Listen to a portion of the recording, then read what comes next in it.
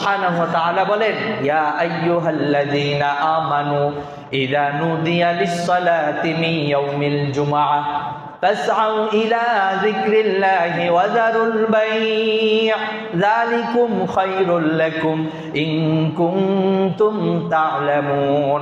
ফাইযা কুদিয়াতিস-সালাতু ফান্তাশিরু feel আরদ ওয়াবতাগু মিন ফাদলিল্লাহ وابتغوا من فضل الله وابتغوا من فضل الله।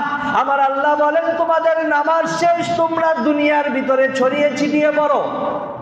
ওয়াবতাগু মিন ফাদলিল্লাহ, আর আমার অনুগ্রহ, আমার রিজিক, আমার দেওয়া রিজিক তোমরা তালাশ করতে থাকো।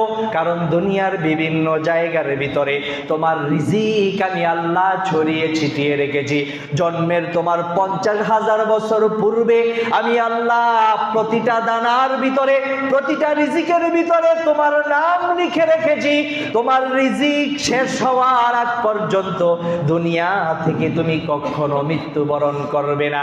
ও দুনিয়ার মানুষেরা, তাহলে আমরা রিজিকের জন্য এত পেরেশান কেন?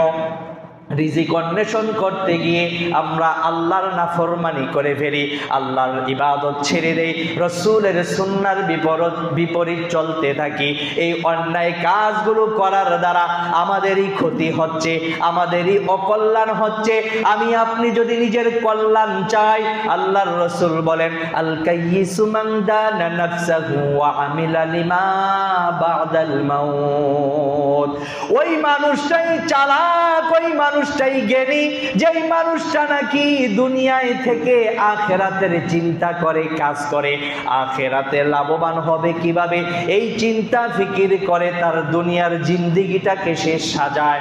আল্লাহ রব্বুল আলামিন বলেন, এই মানুষটাই চালাক, এই মানুষটাই ইমানদার।